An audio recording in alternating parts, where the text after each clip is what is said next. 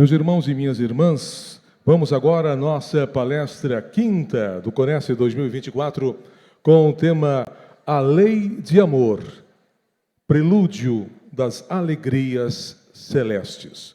Para conduzir esta reflexão, convidamos Geraldo Campetti, vice-presidente da Federação Espírita Brasileira na área de divulgação doutrinária, autor, editor, palestrante e apresentador de programas da FEB TV. Com todos nós, Geraldo Campetti.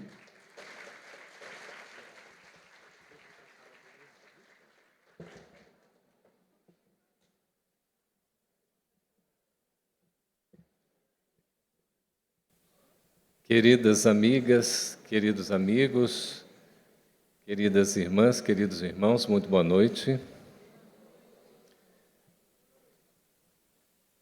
Amigas, amigos, boa noite a todos. A questão de ser o último pode ter uma vantagem. Ufa, já está acabando. Ou, se não, meu Deus, tem mais uma ainda.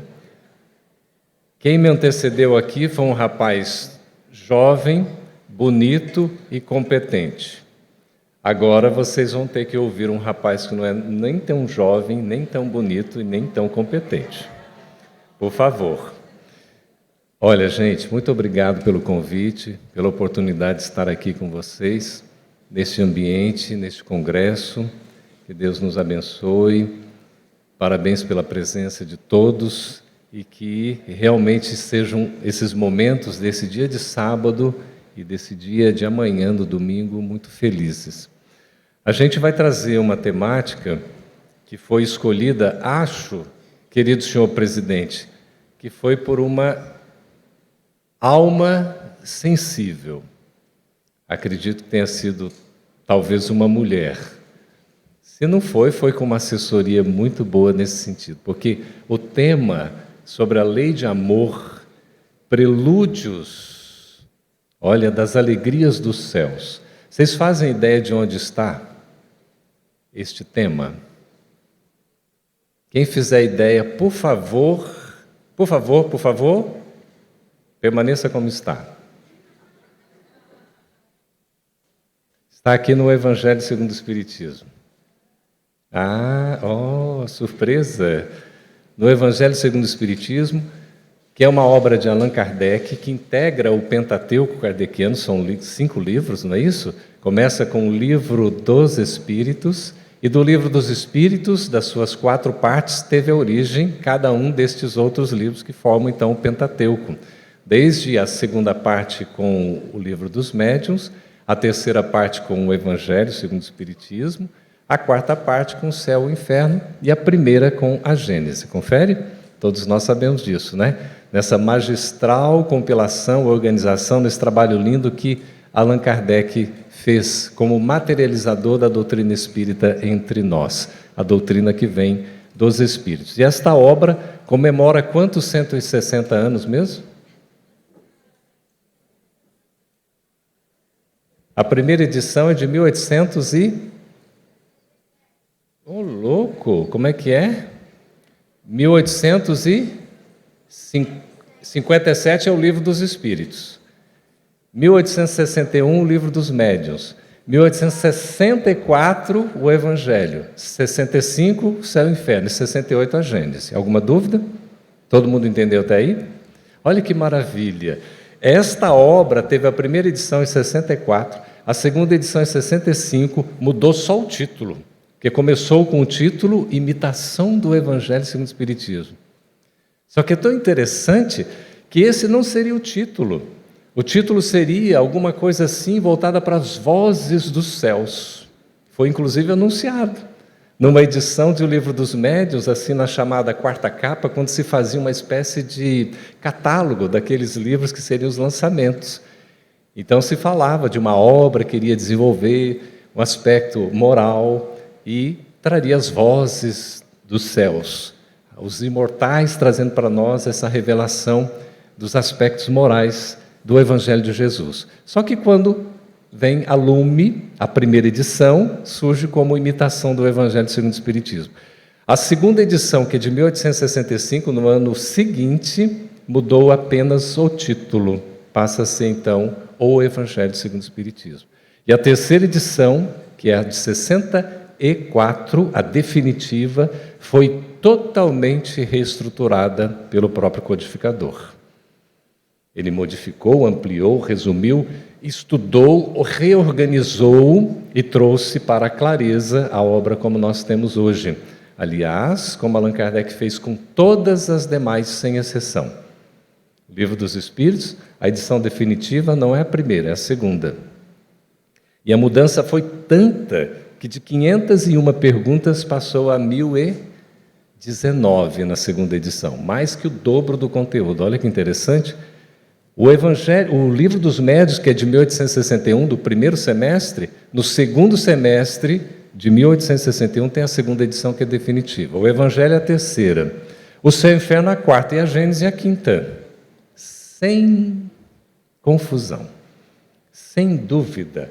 As pesquisas já foram realizadas, os artefatos, assim que a gente fala, mano André, materiais foram identificados, então a prova material de edição da quarta edição de O Céu e o Inferno, da quinta edição de A Gênese, trabalhada por Kardec. Então, para a gente entender que Allan Kardec, o codificador, ele reestudou, reapresentou, reorganizou cada uma das obras, o que é perfeitamente natural. Esta belíssima obra aqui está na quinta edição. Aperfeiçoada, melhorada. E está disponível, por favor, eu trouxe pessoalmente essa obra. Depois que acabar a palestra, vocês vão passar na livraria, ficarem à vontade, tá?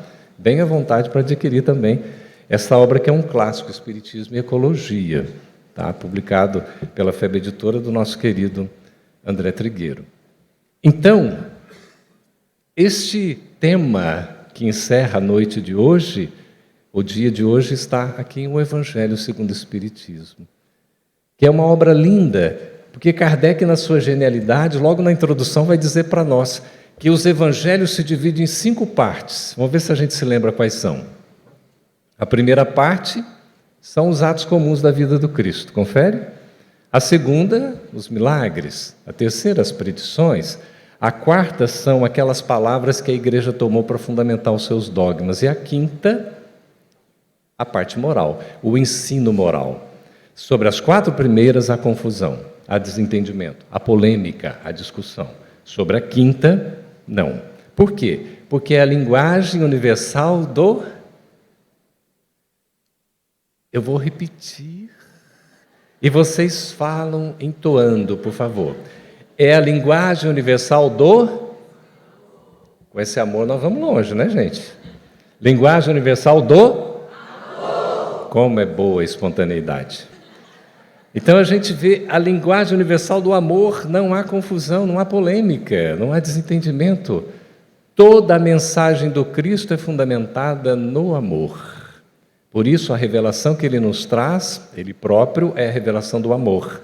1250 anos antes, Moisés, o profeta maior, trazia a revelação da justiça. Porque a justiça é a base do amor. Todo aquele que ama é justo, todo aquele que é justo tende a amar, se já não o faz.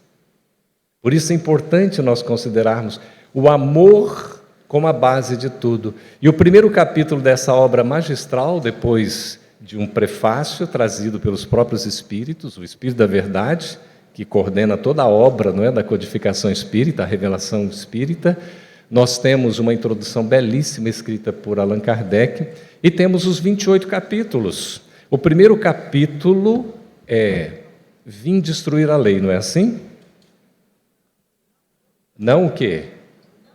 Não o quê? Não vim destruir a lei. Exatamente porque a conexão da terceira revelação, o Espiritismo, com a segunda revelação, o amor, com a primeira revelação, a justiça. Então, o Cristo vem dizer, não vim destruir a lei. E Kardec genialmente cataloga, nesse primeiro capítulo, já as 3 revelações, falando de Moisés, do Cristo e do Espiritismo. A primeira revelação personificada em Moisés, a segunda em Cristo e a terceira nos Espíritos. Mas coordenada pelo Espírito da Verdade, que é o próprio Cristo que se manifesta, se revela na figura do Espiritismo. Confere, isso é pacífico para nós?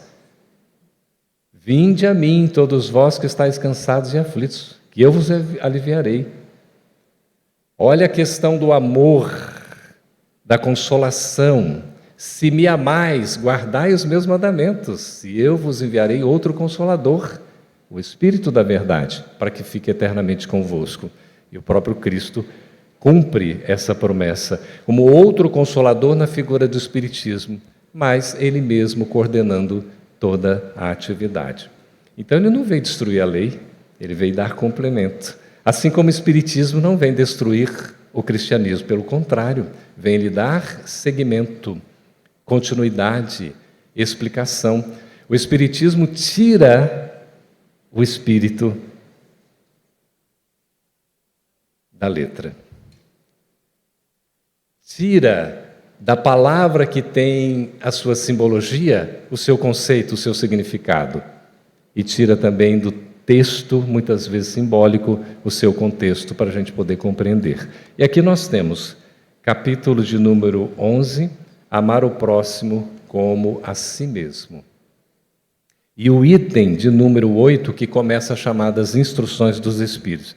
Você sabe como surgiu o Evangelho segundo o Espiritismo? Quase todos os capítulos têm essas chamadas instruções dos Espíritos. Sabe no que consiste? Como vocês sabem, eu não vou precisar falar, ok? Podemos seguir? Kardec recebeu mensagens praticamente de várias partes do mundo. Cerca de uns 1000 centros espíritas mandavam mensagens por diversos médiuns de diversas localidades, de diversos espíritos. Aí então, essas mensagens que vinham chegando, elas foram sendo consolidadas. E Kardec seleciona desses cerca de 1 milheiro, 10% para constituir basicamente a segunda parte de cerca de mais de 20 capítulos aqui do Evangelho segundo o Espiritismo, que tem 28 ao total. E essas instruções dos Espíritos, elas foram escolhidas com critérios, porque traziam informações semelhantes, similares, informações que Kardec ali anotava, verificava, espíritos diversos, médiuns diversos, locais diversos.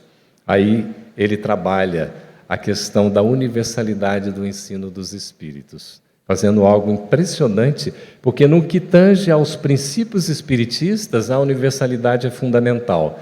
É preciso que haja nessa diversidade unidade. São diversos espíritos, são diversos médiuns, são diversos locais, mas a informação tem o mesmo conteúdo. A revelação, porque verdade, é a mesma, porque é atemporal. Então nós temos os princípios fundamentais do Espiritismo, que são leis da natureza, são leis divinas, por isso existiram desde sempre. Mas a doutrina espírita codificada, ela surge com a publicação de O Livro dos Espíritos, em 1857. Então diz assim, um espírito, eu me esqueci o nome dele, mas é aquele que é irmão de Marta e de Maria, aquele que estava meio adormecido, que o Jesus chamou à vida. Como? Parece Pentecostes, né? Lázaro, esse mesmo. Ele que assina esta primeira mensagem aqui em Paris, 1862. São 3 belíssimas e complementares mensagens, aqui trazido no início dessa lei de amor, não é? Com o item 8, com Lázaro. O item 9, quem assina é Fenelon, em Bordeaux, 1861. E o item de número 10 é o espírito que pertenceu à Sociedade Espírita de Paris, a Sociedade Espírita de Estudos Parisienses. Como é que é o nome dele mesmo? Aquele que foi catalogado em primeiro lugar no céu e inferno como espírito feliz. Ele que disse assim para Kardec: quando eu desencarnar, eu quero que você me evoque durante o meu velório. Quem tem coragem de fazer isso aqui, por favor, venha à frente e se justifique agora. Tem que estar naquele estado de êxtase da fé, como o nosso irmão André falou, que ali poderia desencarnar nessa fé toda, que a gente vai desencarnar bem, não é? Mas e aí? Que espírito é esse? Como é que é o nome dele? Sansão. Vocês estão bem, né, gente? Parabéns. Sansão, o espírito feliz. Ele traz aqui essa outra mensagem, né, em 1863. Mas nós vamos ficar na primeira mensagem, porque nós só vamos ficar aqui até meia-noite hoje, tá bem? Então diz para nós o espírito Lázaro, a lei de amor. O amor resume a doutrina de Jesus inteira. O amor resume a doutrina de Jesus inteira. A doutrina espírita, gente, é uma coisa linda, é maravilhosa. A gente lê uma frase assim, poderíamos ficar aqui pensando, meditando, refletindo, sentindo, né, para a nossa vivência, para o resto da encarnação. Tamanha preciosidade. Olha o que fala o espírito Lázaro na sua lucidez. Foi chamado à vida por Jesus, porque ele estava só adormecido e realmente muito desperto para fazer parte, inclusive, da codificação. O amor resume a doutrina de Jesus inteira, porque Jesus se fundamenta na lei antiga, a lei mosaica, tomando dela a essência espiritual. Quando ele pega daqueles 10 mandamentos e o resume em 2, com apenas o verbo. Qual é o verbo? Amar. Amar a Deus. De todo o nosso, de toda a nossa e de todo o nosso. Muito obrigado pela participação. É impressionante, amar a Deus sobre todas as coisas, de todo o nosso coração, de toda a nossa mente, de todo o nosso espírito, e amar ao próximo como a si mesmo. Quando Jesus diz isso, amar ao próximo como a si mesmo, quem é o referencial desse amor? Amar ao próximo como a si mesmo. Quem é o referencial, gente? Amar ao próximo como a si... Olha, não confundo com gestos, por favor. Maior clareza. Amar o próximo como a si mesmo. Quem é a referência desse amor? Quem? Quem? Muito bem, o outro. Amar o próximo como a si mesmo. A referência é o outro. Não é amar a mim como amo o outro. Amar o outro como amo a mim mesmo. Então, a nossa referência é o próximo. O destino do nosso amor é o próximo, porque o Evangelho explica, porque senão seria egoísmo. Se eu me amo em primeiro lugar, nesse sentido é egoísmo. É claro que eu tenho que ter o auto-amor, a conservação, eu procurar, não é, me tolerar, inclusive, me respeitar, saber das dificuldades que eu tenho e trabalhar todo esse desenvolvimento, indubitavelmente. Mas o amor resume a doutrina de Jesus inteira. João, apóstolo do Cristo, evangelista, médio historiador, ele registra Deus é amor. É o único que fala assim, Deus é amor. Que coisa interessante, não é? Leon Denis vai dizer que o amor é o princípio e o fim de tudo. Está no livro Problema do Ser, Destino da Dor. Tudo começou com amor e tudo tem sequência com amor. Foi num gesto de amor do psiquismo crístico que nós temos na cocriação em plano maior, como nos ensina André Luiz, né, em Evolução em Dois Mundos, nós vemos o Cristo cocriando com Deus o planeta Terra, essa nossa morada, esse nosso ecossistema, a mãe Gaia que a gente precisa aprender a preservar, cultivar, e a gente vê como nós devemos estar integrados, porque nós também somos natureza, e como o Espiritismo tem a contribuir com isso de forma valiosíssima. Veja, esse amor de cocriação de Jesus nos dá a oportunidade da gente evoluir, porque Ele é nosso irmão maior, é o nosso Senhor, é o nosso Mestre, guia para ser seguido, não é assim? Modelo para nos servir de inspiração. Então está Jesus trazendo esse amor para nós. E Ele falou, amar a Deus acima de todas as coisas e amar ao próximo como a nós mesmos.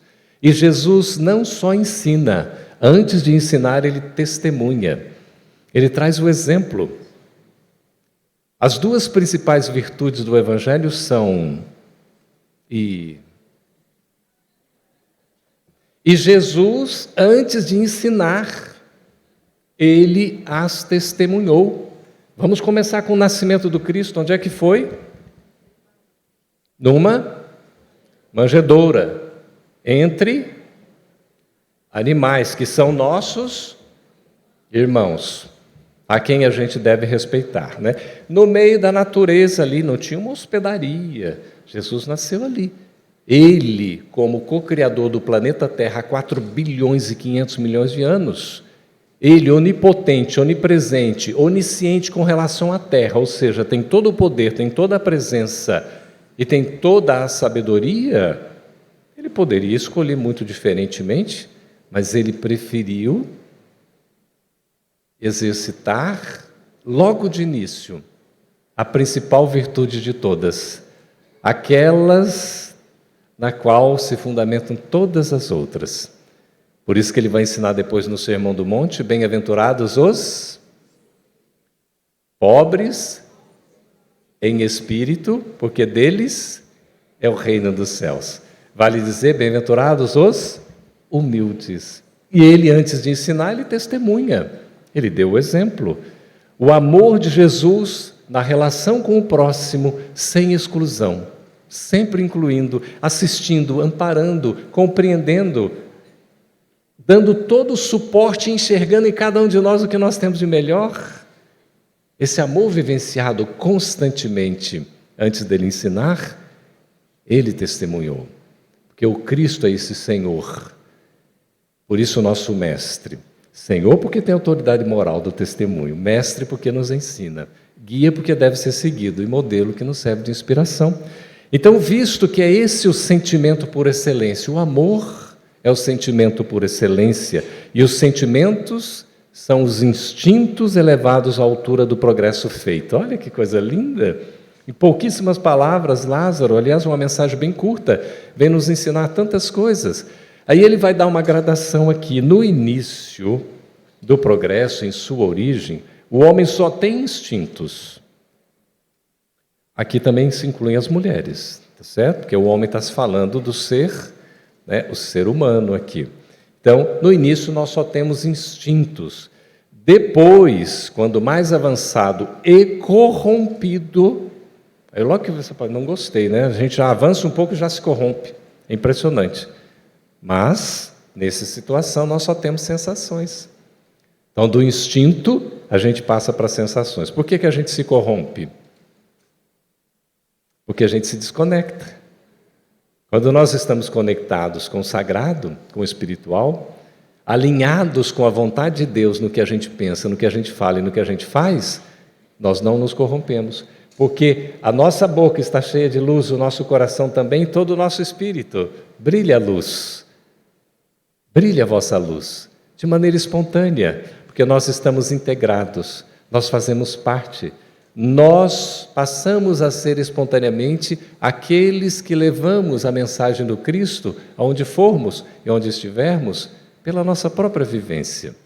Como diria Francisco de Assis, pregar o Evangelho, se necessário, usar de palavras, que o exemplo fala mais alto. Então veja, no início só instintos, o instinto é fundamental, é importantíssimo, o instinto de sobrevivência, o instinto que nos dá a segurança. Por exemplo, a própria pessoa tem a preservação da própria vida, da sua sobrevivência, da sua manutenção, como uma preservação do instinto de conservação, de preservação, para ele não se colocar, para ele não se lançar, para ele não correr risco, para de repente não tirar a sua própria existência num autoextermínio, porque nós temos esse instinto de sobrevivência. Isso é importantíssimo, necessário para nós nos sentirmos, inclusive, vivos e com bem-estar. Vejamos, a gente verifica aqui o instinto que também nos dá a condição de nós, além disso, nos preservar, também cuidar do nosso ambiente, do nosso território. Por isso que na condição do animal irracional, a gente não está submetido à lei de causa e efeito, porque não raciocina, mas pensa. O animal, ele tem ideias, ele tem pensamentos, mas não consegue concatená-los logicamente, porque ainda não é dotado de razão. Por isso que o instinto é uma inteligência relativa para o atendimento às necessidades fundamentais e é preservado por Deus. Por isso o animal não erra. Mas o ser humano dotado de razão, que já conquistou, depois de milhões e milhões de anos, ele usa do seu livre-arbítrio, da sua vontade, para fazer escolhas. Já consegue discernir entre o certo e o errado, o bem e o mal. Por isso nós somos responsáveis. Por isso que a gente se corrompe, porque se desvia, porque se afasta, porque se desintegra ou se desconecta. Toda vez que a gente está integrado, conectado, nós nos aproximamos de Deus, estamos no caminho normal, natural, que é o caminho do bem, o caminho da evolução, o caminho da felicidade, da plenitude. Quando a gente se afasta, a gente acaba se prejudicando e criamos então temporariamente o círculo do mal, no qual nós giramos até dali conseguirmos aparar todas as arestas e seguirmos avante. Deus até nisso, Deus permite que a gente ali enfrente os nossos percalços para a gente poder evoluir. Como fala André Luiz em Missionários da Luz, do próprio mal Deus tira o bem. O mal não precisa existir no processo da evolução espiritual. Ele só existe por uma criação nossa, como está explicado em A Gênese, no capítulo 3, a origem do bem e do mal. Mal, a origem do livre-arbítrio. E só cria o mal o ser humano que tem capacidade, além de pensar, de concatenar, logicamente, os seus pensamentos, as suas ideias, através da razão. E fazer a escolha que não deve ser feita. Porque a gente pode fazer a escolha boa, a escolha ruim. Podemos acertar ou errar. O erro não está no nosso processo evolutivo como determinação divina.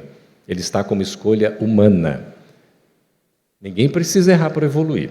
Está na questão 120 de O Livro dos Espíritos. O espírito, para chegar ao caminho do bem, tem que passar pela fieira do mal? Qual a resposta? Do mal? Não, mas da ignorância. É bem diferente a ignorância do mal. A ignorância pode levar ao mal, mas às vezes há mal que não é fruto da ignorância. Eu posso ter ciência, mas não ter a consciência. Eu posso até saber distinguir o certo do errado com a moral, mas eu não sou ético. Então eu não vivencio aquela distinção. Eu sei muito bem o que é, mas não pratico. Por isso o amor vem nos dar lucidez, para que a gente possa entender. E a fé vem trazer essa razão que vai nos abrir a possibilidade de ter a certeza. A gente vai falar um pouquinho sobre a fé amanhã.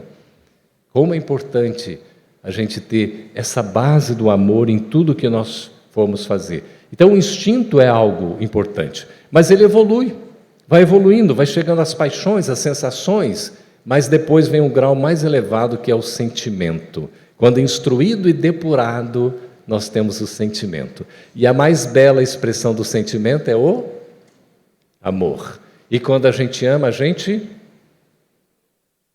Quando a gente ama, é claro que a gente cuida. Tá bom até aí, né? Porque senão, né, mano André, vai ficar difícil aqui. Ficar assim, digamos, afinado, né, que a gente fala assim, no tom o tempo todo, não é fácil. O pessoal que canta aqui, que cantou, que vai cantar ainda, né, Mamed? Aí é outra história, o pessoal conhece. Então, o ponto mais delicado desse sentimento é o amor. Não esse amor no sentido vulgar do termo, mas esse sol interior. O amor é o sol interior. A codificação, a gente está repleta de expressões assim tão dignas que a gente precisa ler e parar para refletir, para poder sentir e para poder vivenciar.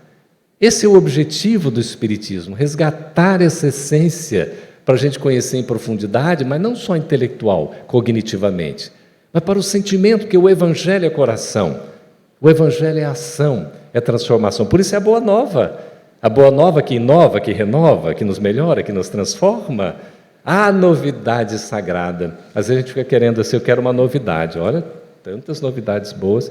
Né? Tem o livro também fazendo análise ali, né, de trechos do Pastorino, né, do Papo das 9. Tão importante. Às vezes assim, pílulas, drops que a gente vai nessa sociedade, né, líquida que a gente vive, tão rápida. Vamos consumir nesse sentido coisas que são boas. Mesmo que rapidamente ali, são 5 minutinhos. Papo das 9 é 1 hora todo dia, né, mano? Haja fôlego. Impressionante.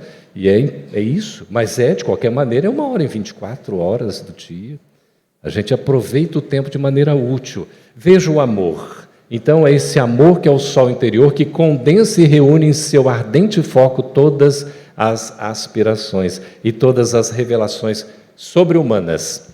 O amor é algo que transcende. O amor é algo que vai muito além. Mamed, querido, você está amando? Está amando da digníssima. Não é isso? Que coisa linda é o amor, não é? A gente tem a oportunidade de sentir que não estamos sós. Deus nos ama porque Ele é nosso Pai. Ele quer sempre o nosso bem. Nós nunca estamos sozinhos, nunca estamos abandonados, nunca estamos largados. A lei de amor substitui a personalidade pela fusão dos seres. Outra coisa interessantíssima também, no amor não há esse personalismo, esse individualismo, o estrelismo, porque o amor é algo conjunto. O amor é algo que reúne, não divide. O amor é algo que soma, que acrescenta. Por isso que quando nós amamos, nós somos felizes. Aquele que está amando, às vezes, parece um bobo, ou melhor, está assim naquela situação, não é? Parece estar pisando nas nuvens, assim, alegre. E ele coloca essa expressão noutra mensagem. Aquele que está transmitindo o amor no seu dia a dia, parece que ele está meio fora de si até.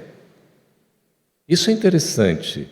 Mas nós temos que trazer para a realidade esse amor na nossa relação interpessoal e com todos os seres da natureza, com respeito, com consideração, com tratamento digno. Nosso parceiro, a nossa parceira, companheira, companheiro, o nosso irmão, o nosso familiar, o nosso pai, o nosso ente querido, o nosso filho, o nosso neto. Aliás, ontem levei o meu netinho para a escola. Meu netinho tem 3 anos. Alguém é avô ou avó aqui, por favor? Eu quero, levante a mão, por favor. Muito bem, nós temos 38 pessoas como avós aqui. A gente tem um sentimento de amor como avô, que é algo indescritível. Não dá para traduzir por palavras. É algo assim inefável, a gente sente, mas não consegue expressar. Então não tem como eu falar nada para vocês do meu amor de avô. Mas, gente, é muito gostoso. Aí eu falei, Bernardo, é o meu netinho Bernardo, né? Hashtag, diga que você ama o vovô. Aí ele olhou para mim e deu um sorriso assim, bem espontâneo, bem natural. Eu estava filmando, né? Queria o registro, mas ele não disse que amava o vovô. Aí eu falei, Bernardo, dá um beijinho no vovô aqui, do vovô. O vovô já está indo e tudo. Depois ele contou todo alegre para a mãe que o avô o tinha levado na escola. Só que o pai não pode saber, tá bom, gente? Porque meu filho é todo assim, né? Ele cuida direitinho, tem todo assim. Pai, se você for levar o filho, meu filho, seu neto sozinho, não pode, você ainda não consegue levar sozinho. Eu falei, isso, meu filho, eu conseguia levar você, agora o netinho não dou conta. Que lindo, né? Mas é o cuidado. Ditoso aquele que, ultrapassando a sua humanidade, olha que lindo, ultrapassando a sua humanidade, a gente faz ideia do que significa isso? Ultrapassar a humanidade é só questão das mulheres para dar conta de fazer isso. A gente vai ter que reencarnar muitas encarnações aqui, para poder ter essa sensibilidade. Ultrapassando a sua humanidade significa renúncia, significa devotamento, significa esse trabalho do amor real, ditoso aquele feliz que, ultrapassando a sua humanidade, ama com amplo amor os seus irmãos em sofrimento. Ditoso aquele que ama, pois não conhece a miséria da alma nem do corpo. Aquele que ama não conhece a miséria da alma nem do corpo. Não há miséria no amor. Na matemática evangélica é algo assim tão sublime, que aqui no mundo material, para a gente ter, a gente precisa acumular. Não é? Quanto mais ganho, mais eu retenho, mais eu tenho. Na matemática evangélica, quanto mais eu dou, mais amor eu tenho para distribuir. É uma coisa sublime, é uma coisa linda. Por isso coloca aqui esse amor que transcende, esse amor que não vê misérias. Tem ligeiros pés e vive como que transportado fora de si. Aqui está mesmo Lázaro dizendo isso. Os pés são ligeiros, quem ama não fica esperando a recompensa, faz o bem e segue em frente, porque fazer o bem é bom. Quanta alegria nos traz. Quem faz o bem é feliz, quem faz o bem vive em... Tia Vilma, não é? Cantando para nós. Fazer o bem é bom, quanta alegria nos traz. Quem faz o bem é feliz, quem faz o bem vive em paz. Pegaram aí?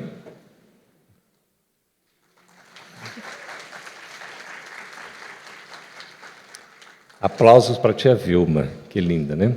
Olha, veja aqui, quando Jesus pronunciou a divina palavra amor, que força, ágape. Qual o verdadeiro sentido da palavra caridade como a entendia Jesus?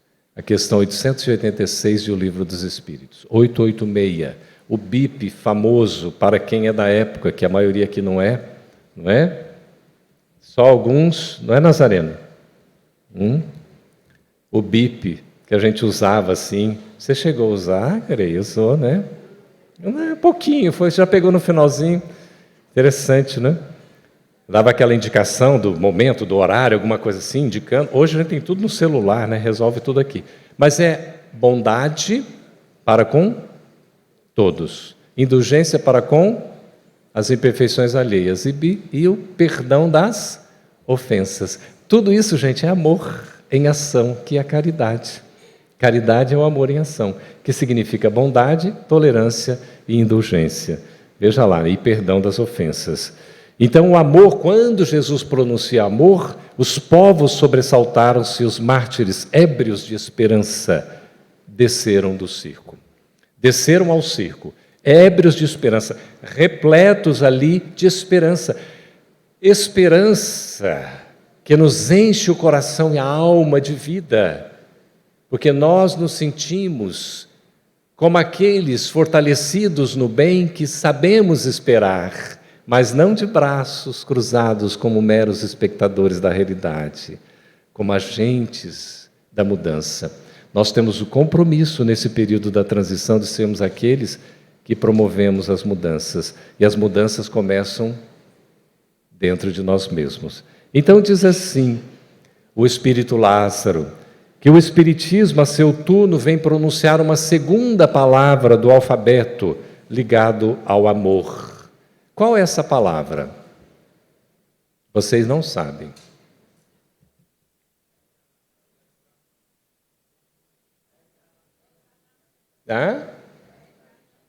Vamos falar com um sotaque lindo? Nós não estamos no Ceará?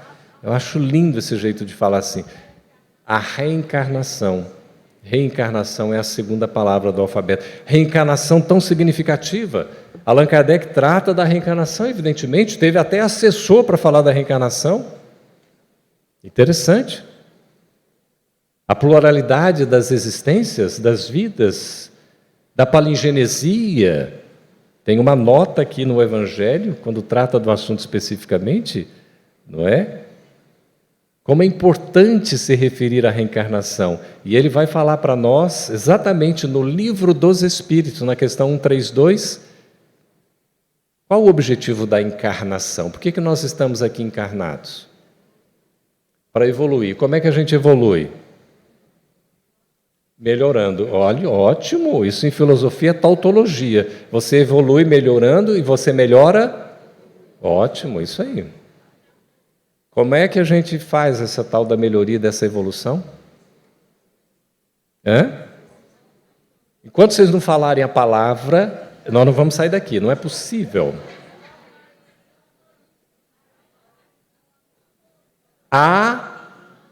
Amando. Como é que a gente ama? Amando. Não tem dúvida. É isso aí, é como andar. Andar, a gente aprende a andar andando. Como é que a gente aprende a nadar? Nadando. Como é que a gente aprende a andar de bicicleta? Caindo. Parece que todo mundo sabe, né? Não é assim, não foi assim, não? Tem alguns que já saem andando, não caem nunca, né? Eu só caí 3 vezes. A bicicleta era gari, que é aquelas pesadas, que era para todo mundo, né? Desde o irmão mais velho, eu era o mais novo. Então a bicicleta caía em cima da gente, não desencarnava por Deus. E era uma coisa assim, porque era uma maior para todo mundo. Ainda bem, né? Que tinha uma bicicleta, a gente aprendeu a andar. Depois da 3ª queda, nunca mais caímos. Era melhor ficar vivo, né? E uma vez eu desafiei Deus, na minha profunda sabedoria. Se eu não tiver que desencarnar, eu era um jovem, tinha uns 13 anos aproximadamente. Aí eu fechei os olhos, ia comprar um docinho na vendinha, quem é do interior sabe do que eu estou falando. Ok? Estão captando aí? Fui comprar um doce, na volta eu falei, olha, se eu não tiver que desencarnar agora, eu já estava estudando espiritismo, aquela coisa, estava aprendendo, se eu não tiver que desencarnar agora, não tem problema, eu vou fechar os olhos. Eu não vou morrer mesmo. Eu estou muito novo, 13 anos, acho que eu vou morrer. Aí eu fechei os olhos, graças a Deus que há meio fio. Eu ralei aqui o mindinho, que até hoje eu tenho uma cicatriz, porque se não batesse ali no meio fio e ralasse o dedinho, eu teria dado de cara com um para-choque. O caminhão estava parado, e aqui bem de ferro assim, que ia bater de cara ali, né? Isso é para a gente largar a mão de ser inteligente desse jeito, né? Então, veja que coisa. A encarnação existe para a gente evoluir, para a gente melhorar, para a gente se desenvolver. E a gente faz isso amando. Aí Kardec vai colocar para nós na questão 167. Veja lá, foi 132, agora 167, sobre a reencarnação. É muito inteligente. Por isso é um missionário. Qual é o fim objetivado com a reencarnação? A encarnação está como nós estamos aqui, né? É ou não é? E para vocês que estão aqui também, queridos, vocês estão com perispírito, vocês sabem disso, né? Não necessariamente encarnados, porque não estão do lado de cá, sim. Vocês estão acompanhando? O pessoal está consciente. Está cheio de espíritos aqui, não tem lugar para os espíritos, tem sim. Mas nós aqui encarnados, digamos, né, nessa condição orgânica, dessa vida do lado de cá, quando a gente reencarna, a gente volta. Então, a reencarnação é a volta do espírito a um novo corpo físico, e assim define, conceitua os espíritos, respondendo a Allan Kardec. E qual é o fim objetivado com a reencarnação? Por que a gente volta? É porque a gente gosta? Para o quê? Nós temos 5 minutos daqui a pouquinho, hein? Para amar, acabou. Impressionante a objetividade feminina. Está resolvido tudo, né? Antes de amar, a gente deveria ter amado, mas não amou tanto. A gente reencarna para expiar. Ai, que delícia, né? Você gostou? A expiação, não é? Expiação. Por que é expiação? É tipo assim, a gente fala assim, as pessoas não gostam não, mas é pagar a conta. Ah, tem conta para pagar? Claro, você fez conta, quem fez dívida tem que pagar. Mas o Espiritismo não é um tribunal para a gente ficar pagando conta, a consciência pesada, nada disso, gente. O Espiritismo é doutrina de liberdade, de libertação, de amor. Deus quer o nosso bem, não quer o sofrimento, não. Mas a gente vai pagando essa conta, inclusive, através do trabalho. Tem que trabalhar, não tem como fugir.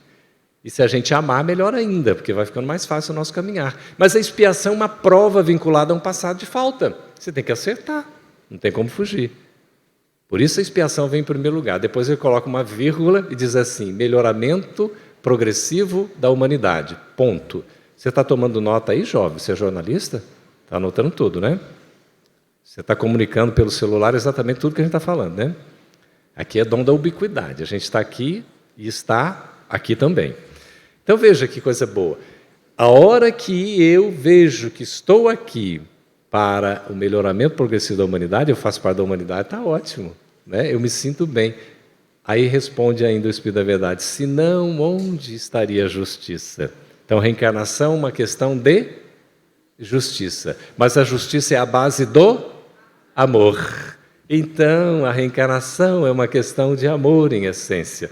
Por isso a gente vê aqui como é importante a reencarnação como um princípio fundamental do Espiritismo. E vai dizer aqui, para ir fechando, né? O espírito precisa ser cultivado como um campo. Vocês acreditam? Aqui Lázaro falando isso. Toda vez que eu leio o Evangelho de olhos abertos, de consciência desperta, o que é raríssimo acontecer, a gente começa a enxergar as coisas. O espírito precisa ser cultivado como um campo. Como é que nós estamos nos cultivando? Do que nós estamos nos alimentando? Quais são as escolhas que estamos fazendo? Por isso, vem dizer Lázaro para nós, toda a riqueza futura depende do labor atual. Tudo que a gente vai granjear futuramente, no porvir, depende do agora, do que nós estamos fazendo. A elevação gloriosa é o nosso objetivo. É então que, compreendendo a lei de amor que liga todos os seres, buscareis nela os gozos suavíssimos da alma, prelúdios das alegrias celestes.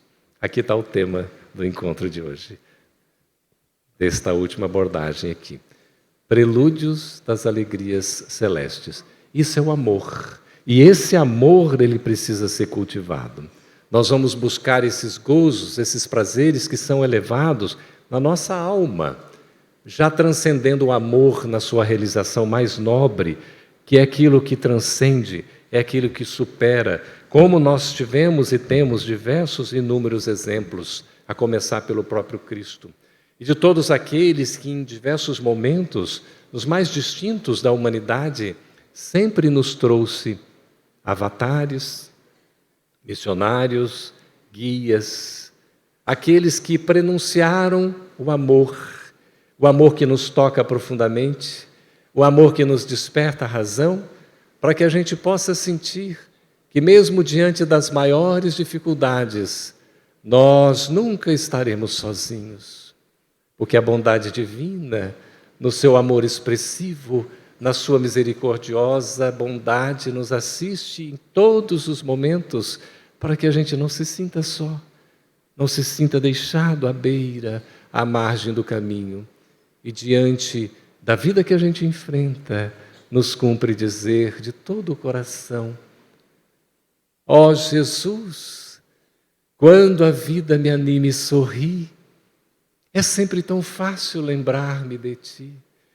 Visito as estrelas em meu pensamento, não sofro, não choro, não há desalento, porém tenho medo de esquecer, Senhor, Teu vulto sereno na hora da dor. Quando a força do mundo é de sentir, me deixar, recorda, meu mestre, que estás a me olhar. E assim, quando eu sofro, que eu te encontre aqui, bem junto ao meu peito, que eu me lembre de Ti. Muito obrigado, meus amigos, meus irmãos.